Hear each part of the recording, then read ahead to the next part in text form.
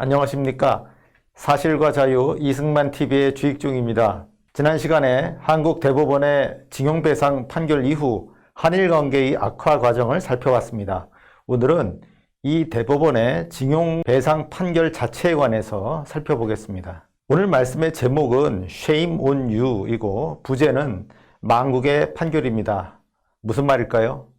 한국 대법원의 판결이 바로 망국의 판결이고 그 판결을 내린 대법관 등 사법부는 부끄러운 줄 알라 하는 그런 말입니다. 한국 대법원의 징용배상 판결은 2012년 5월 그리고 2018년 10월, 11월 이렇게 두 번 있었습니다. 두 번 모두 두 일본 회사 신일철 주금과 미쓰비시 중공업이 그 대상이었습니다. 아시다시피 이 판결은 일제와 강제동원 피해자에 대한 일본 기업의 손해배상 책임을 인정한 것입니다.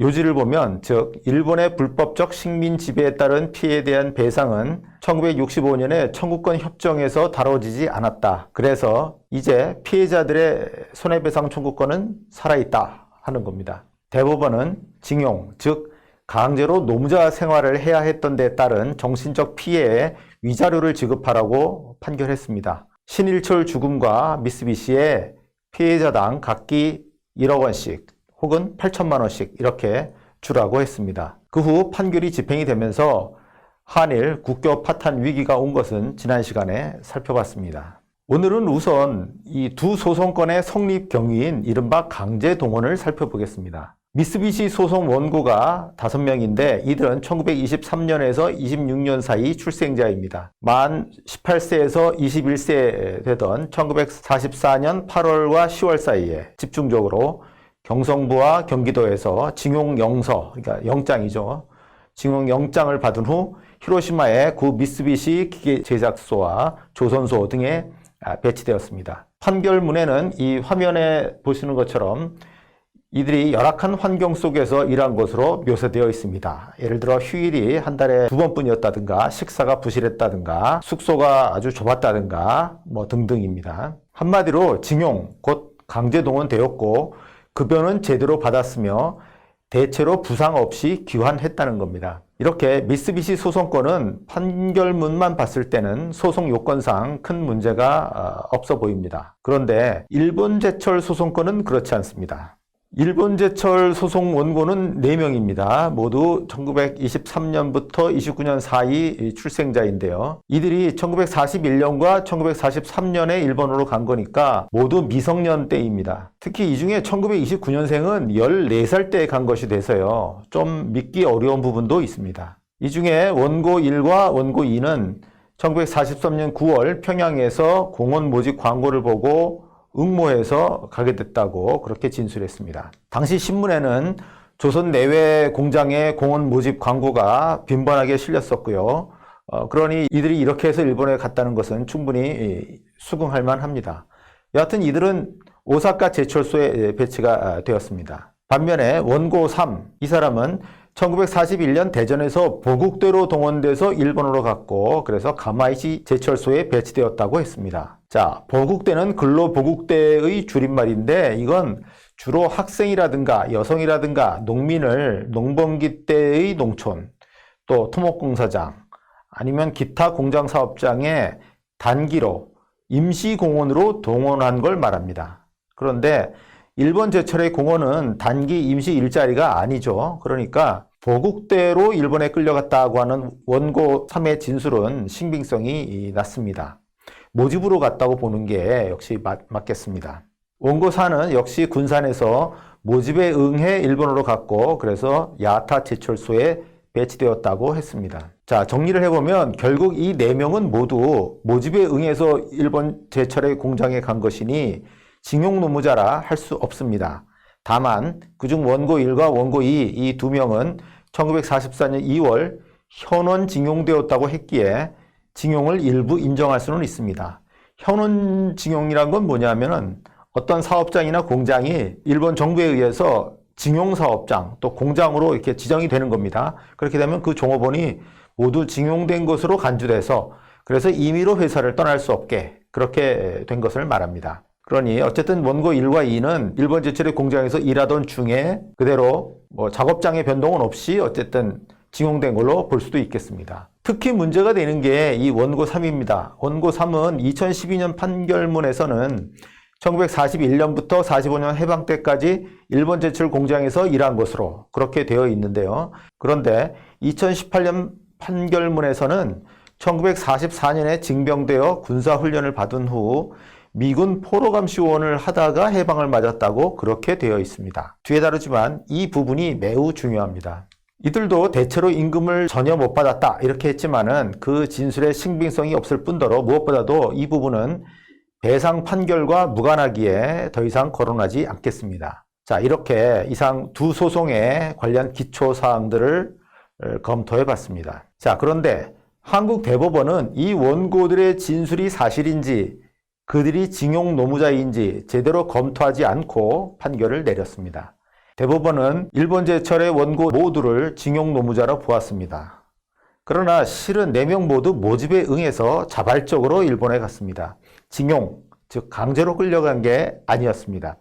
징용령은 1944년 9월부터 이 조선에 실시되었는데요. 이 네 원고는 모두 그전 1941년이나 1943년에 일본에 갔습니다. 그 후 원고 1, 2 두 사람이 아까 말씀드린 것처럼 현원 징용되었을 뿐입니다. 원고 4는 징용되었다고 진술하지 않았는데요. 그도 현원 징용된 걸로 보겠습니다. 그래도 진짜 문제로 남는 것은 원고 3입니다.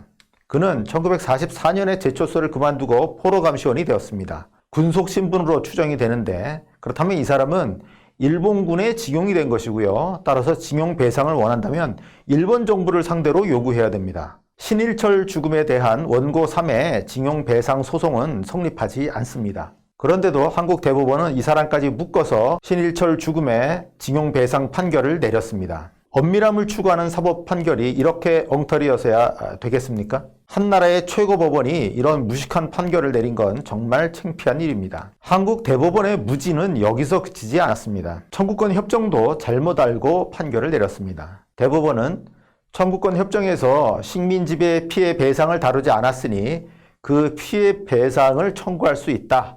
그 청구권이 살아있다고 그렇게 봤습니다. 자, 청구권 협정을 제대로 알아야 하겠는데요. 과거의 한국은 일본과 이른바 재산과 채권, 채무 등 청구권을 상호 조정하는 걸로, 상호 정리하는 걸로 끝내기로 한 것이지 나중에 식민지배 피해 배상을 또 요구하겠다고 한 게 아닙니다. 그림을 한번 보시겠습니다. 자, 35년간의 식민 지배가 끝났을 때 한국인과 일본인은 온갖 거래 관계로 얽혀 있었습니다. 상거래 관계도 있었고 금융거래도 있었습니다. 받을 돈이 있고 예금한 돈이 있고 뭐 이런 상황이었다는 거죠. 이제 새로 국교를 맺으려 하니 이 그림의 초록색 A처럼 재산의 반환, 채무의 변제를 요구할 일도 있었고요. 특히 한국인 입장에서는 이 그림의 이 주황색 B처럼 식민지배 고통에 대한 손해배상을 요구할 일도 있었습니다. 그런데 이 중에 국제적으로 가능한 건 A뿐이었습니다. 샌프란시스코 강화조약이 한일 간의 청구권 협정의 틀을 만들었는데 거기서 전순국에 대한 패전국의 배상은 있었어도 식민지에 대한 식민모국의 배상은 없었던 것입니다.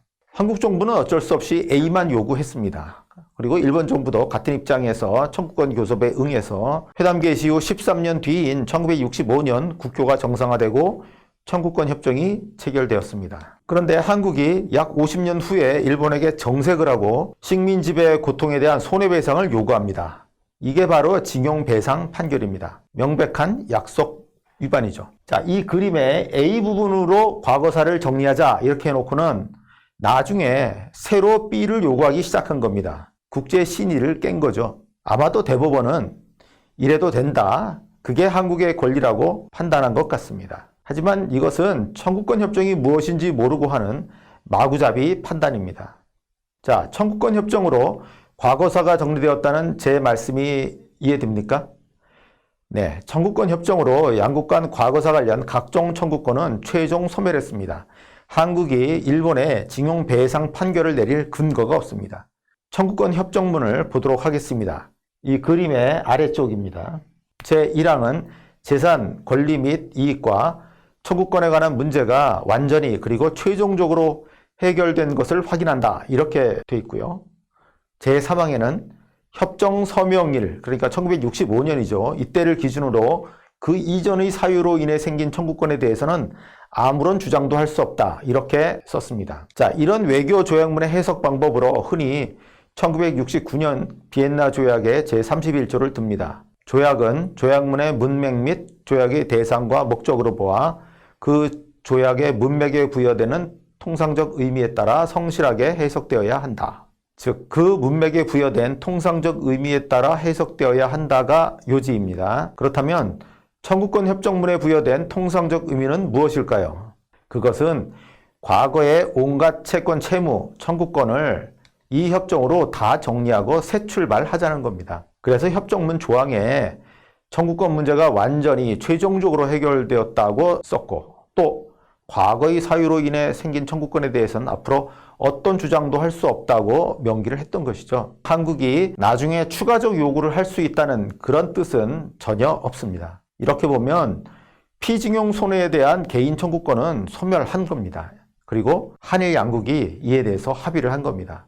그런데 50년쯤 지나니까 징용 배상을 요구할 수 있다고 본 게 한국의 대법원입니다. 무식의 극치입니다. 무식하면 용감하다는 그런 한국말이 있습니다. 한국 대법원은 용감하게도 일본에게 배상 판결을 내렸습니다. 상대는 안중에 없는 오만함입니다. 자, 외국과의 조약은 법률에 준합니다. 조약은 국회의 비준을 받아서 법률적인 효력을 갖습니다.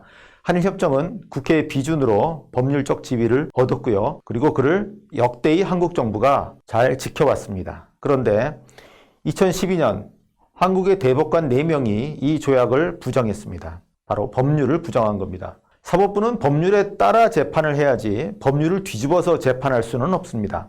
사법부의 외교조약, 곧 법률을 뒤집을 권리는 더더욱 없습니다. 이를 사법자제의 원칙이라고도 합니다. 자, 대법관들이 물론 징용 배상해야 된다고 생각할 수도 있습니다. 근데 그런 생각을 실제로 실행을 하면, 즉 그렇게 판결하면 기존 조약, 한일 청구권 협정과 배치되고 충돌을 하니까 판결을 내리지 말고 헌법 소원을 제기를 했어야 합니다. 즉 개인 청구권과 국제조약이 충돌하니까 판결할 수가 없다. 그러니까 외교 교섭을 통해서 정부가 청구권 협정을 보완하라. 이런 취지의 그런 헌법 소원을 제기했어야 합니다. 그런데 이 대법관들은 아마도 자신들이 헌법재판관보다 우위에 있다고 생각해서 그런지 헌법 소원을 할 필요 없다고 본 것 같고요. 그래서 그냥 판결을 내렸습니다. 자, 이 판결을 내린 4인 재판부의 재판장은 이인복 씨, 주심은 김능환 씨, 그리고 박병대 씨와 안대희 씨였습니다. 이 중에서 맨 왼쪽에 김능환 씨가 판결문을 쓰는 등 주도적 역할을 했습니다. 판결 이유에 대해 그가 건국하는 심정으로 판결했다고 알려졌습니다. 2018년에 10월 30일 두 번째 대법원 징용배상 판결이 나온 후 동아일보에 실렸던 기사입니다. 건국하는 심정이라뇨.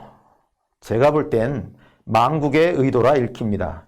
대법원이 이렇게 판결하면 행정부가 어떻게 해볼 수가 없습니다. 이런 판결이 나오면 유사소송이 줄을 잇습니다. 벌써 900명이 소송을 제기했다고 하지 않습니까? 그 집행에 들어가면 한일 관계가 파탄 날이라는 게 뻔히 보이지 않습니까? 이게 민족 정기를 살리고 한일 관계를 바로잡는 그런 일입니까? 바로 이 판결 때문에 한일 관계가 파탄 위기에 몰렸습니다. 안보상으로도 위험이 증폭되었고 경제상으로는 더 말할 나위도 없습니다. 일본과의 경제관계가 중단되면 일본도 손해를 보겠죠. 하지만 한국은 요즘 흔히 하는 말로 폭망입니다. 자, 이 4명은 지금 자신의 판결로 이렇게 세상이 뒤집히니 흐뭇할까요? 아니면 이런 일이 일어날지 미처 몰랐기 때문에 당황했을까요? 일제말 노무동원이 무엇인지, 청구권 협정이 무엇인지도 잘 모르고 오만하게 판결을 내린 데 대해서 2012년에 이 대법관 4명과 2018년에 대법관 전원은 부끄러운 줄 알아야 합니다. 좀 부끄러운 줄 아세요. Shame on you. 여기까지 하겠습니다.